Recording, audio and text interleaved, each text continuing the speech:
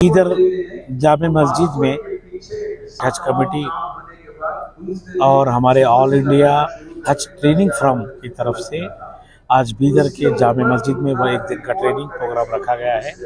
ये training programme हमारे जनाब रहीम खान साहब मिनिस्टर माइनॉरिटी म्यूनसिपाल्टी और हज के जो मिनिस्टर हैं उनकी सदारत में आज इस दिन एक दिन का ट्रेनिंग प्रोग्राम रखा गया है। क्योंकि ये जो ट्रेनिंग देने वाले हैं जनाब एजाज साहब रिटायर्ड KS ऑफिसर है, 20 साल से ये हाजियों की ट्रेनिंग देते हैं और सऊदी अरब जाके वहाँ के जो हालात हैं उस हालात को वहाँ के मद्देनज़र रखते हुए यहाँ के हाजियों को उन्होंने 2 दिन का परफेक्ट ट्रेनिंग देते हैं, जिससे हाजियों को बहुत बड़ा फ़ायदा पहुँचता है। तो ये हमारे जो बीदर के हाजी थे लगभग 350, ये पिछले कुछ दिन पहले गुलबर्गा में ट्रेनिंग ले चुके थे। फिर भी रहीम खान साहब का इन्विटेशन रहने की वजह से ये आज ट्रेनिंग प्रोग्राम रखा गया है और मुझे भी उनकी बार बार कोशिश थी कि चेयरमैन साहब आप भी अटेंड होना बहुत ज़रूरी है, तो मैं भी बहुत कम वक्त निकाल करके आज इस ट्रेनिंग प्रोग्राम में आया और यहाँ के जो अंजुमन खादिम हुज्जाज के तमाम सेक्रेटरी को, उनकी कमेटी के लोगों को इस बात की मुबारकबाद दी। दूसरा, इंशाल्लाह इस साल 2023 का हज होने जा रहा है। लगभग हमारे पास 8,172 एप्लीकेशन आए थे कर्नाटक में, जिसमें 7,946 एप्लीकेशन, लगभग 8,000 एप्लीकेशन को हमने टारगेट जो मिला है, टारगेट हमें 7,914 कुछ टारगेट मिला है और उसके बाद कुछ 180 वेटिंग थे। तो लगभग 8,000 के आसपास हाजी इस साल हमारे कर्नाटक से सऊदी अरब को हज के लिए जाएंगे, जिसमें बीदर से 350 हाजी हैं। और ये बीदर के हाजी लगभग अभी इनका डेट कंफर्मेशन नहीं हुआ है, 9 या 10 तारीख को इनका कंफर्मेशन होगा और ये हाजी हैदराबाद से जाएंगे। दूसरा, हमारा इस जो हज है ये 2023 का, इसका इनाग्रेशन 6 तारीख को है जो बेंगलुरु हज भवन में। लास्ट टाइम में भी जो है हमारे हज भवन का जो हाजियों का जो फर्स्ट फ्लाइट का इनाग्रेशन को बसवराज बोम्मई जी आए थे। इस साल भी हमारे CM Siddaramaiah ji, deputy CM DK Shiv Kumar ji और हमारे हज के म्यूनसिपाल्टी मिनिस्टर जनाब रहीम खान साहब और BZ ज़मीर अहमद खान साहब जो हाउसिंग के और वफ़ के मिनिस्टर हैं, तो उन्होंने और तमाम मुस्लिम MLAs, MPs, MLCs वगैरह उस फंक्शन इनाग्रेशन में रहेंगे। 6 तारीख को इनाग्रेशन है। 7 तारीख के दिन हमारा पहला फ़्लाइट का, यानी कि 6 की रात 7 के दिन हमारा पहला काफ़िला बेंगलुरु इंटरनेशनल एयरपोर्ट से लिए निकल के मदीना मुनव्वरा के लिए पहुंचेगा और उस दिन पहले दिन हमारे 7 फ्लाइट है। और इस साल जो हमारे फ़्लाइट जाएंगे विस्तारा के जाएंगे।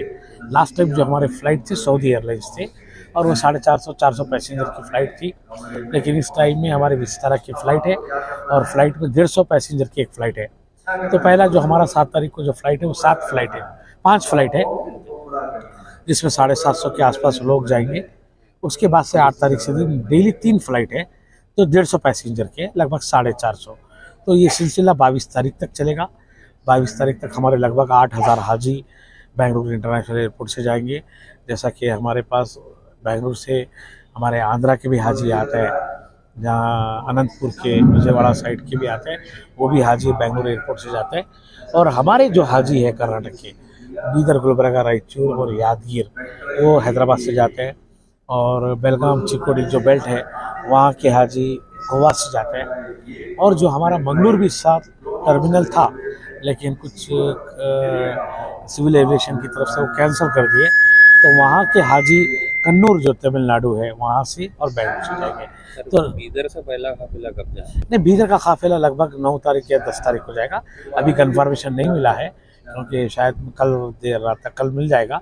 तो उनको 2 दिन पहले रिपोर्टिंग करना है। अगर 9 तारीख को है तो 7 तारीख को रिपोर्टिंग करना है और 11 तारीख को है तो 9 तारीख को रिपोर्टिंग करना है। तो 2 दिन पहले रिपोर्टिंग करना पड़ता है।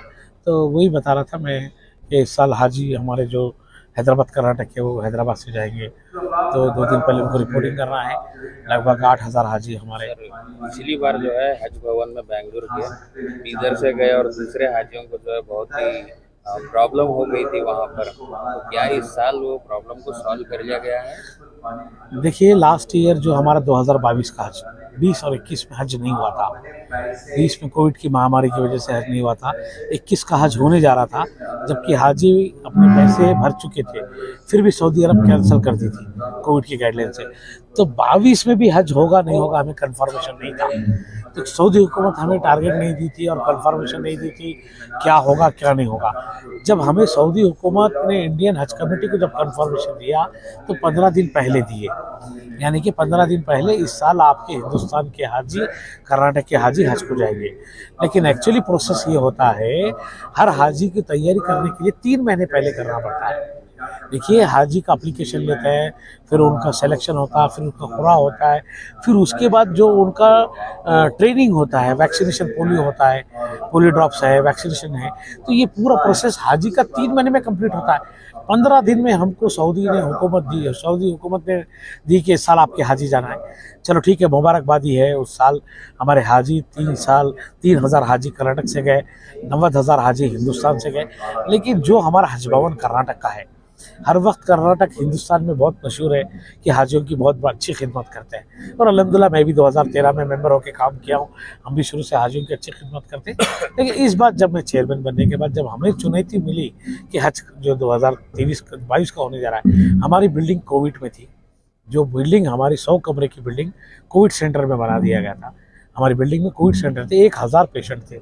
जब वो हम खाली कराए तो 15 दिन पहले हम बिल्डिंग खाली कराए, बीबीएमपी के अंडरशिप में थी।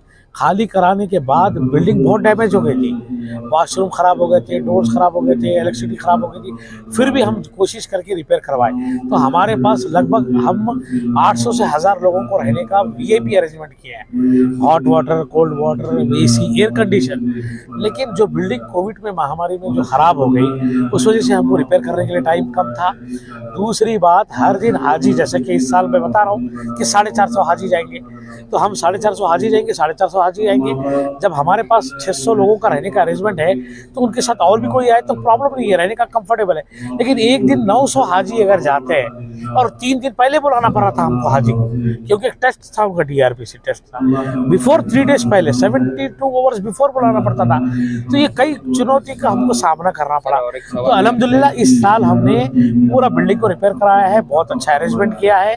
बहुत बड़े पैमाने पे इस साल हज होने वाला है।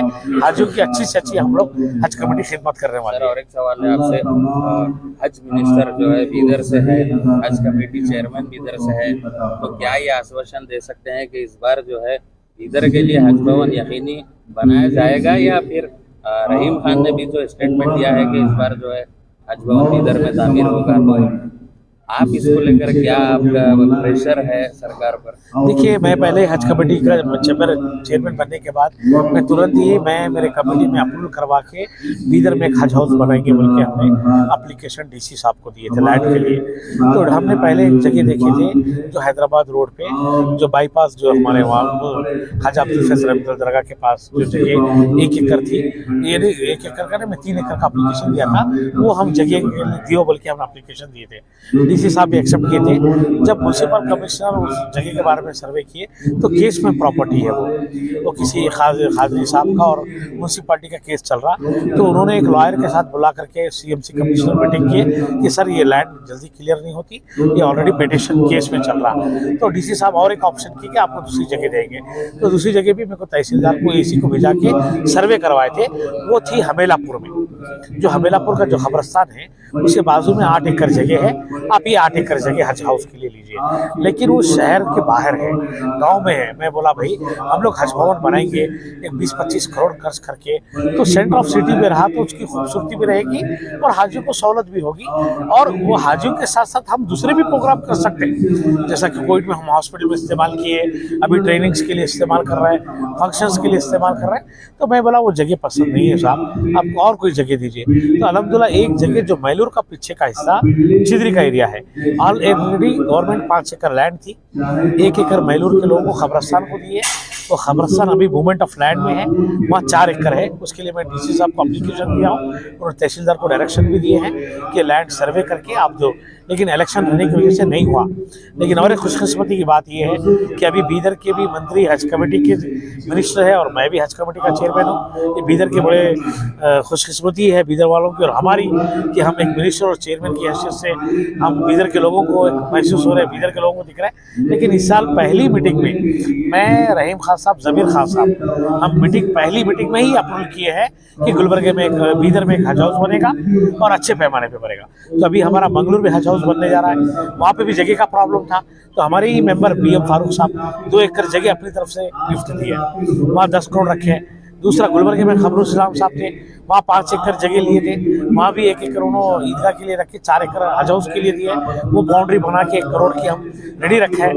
हुबली में भी वहाँ की अंजुमन दे रही जगह। अब बीदर का भी मसला है, अल्हम्दुलिल्लाह अभी हमारा हज कैंप खत्म होने के बाद एक मीटिंग करके DC से AC से जो जगह का इंस्पेक्शन कराए वो करवा के, और भी बीदर के जो हमारे उलमा इकराम है, जुम्मेदार हैं, काउंसलर्स हैं, सभी से राय मशवरा करके एक अच्छा सी जगह लेकर के हज हाउस इंशाल्लाह इस साल बनाने की। लास्ट टाइम जो प्रपोजल का उसने मैलूर का जगह दिए थे, क्या फाइनली वही जगह? अल्हम्दुलिल्लाह वही जगह के लिए मैलूर की जो जगह दिए थे, मैलूर के लिए वो 4 एकड़ जगह है, टोटल 5 एकड़ जगह थी, बहुत अच्छी जगह है वो। 1 एकड़ में अभी खबरस्तान वहाँ पे है, मोमेंट ऑफ लैंड है, लोग वहाँ पे तस्लीम हो रहे हैं। 4 एकड़ खुली जगह है, वो 4 एकड़ लिए तो बाजू फॉरेस्ट एरिया भी है और नियरेस्ट एयरपोर्ट भी है, क्योंकि कल के दिन खुदा न खास्ता हमारे हाजी अगर एयरपोर्ट से जा रहे हैं तो एयरपोर्ट भी है हमारे लिए, एयरपोर्ट की भी सहूलत है, पानी भी अच्छा है, जगह भी अच्छे है, और आने वाले दिन में गैदरिंग भी कर सकते हैं, फॉरेस्ट लैंड भी है। तो वही मैलूर की लैंड ही मैं एप्लीकेशन दिया हूँ, और वो लैंड के लिए DC साहब तहसीलदार को डायरेक्शन दिए हैं, सर्वे करके इमीडिएटली उसको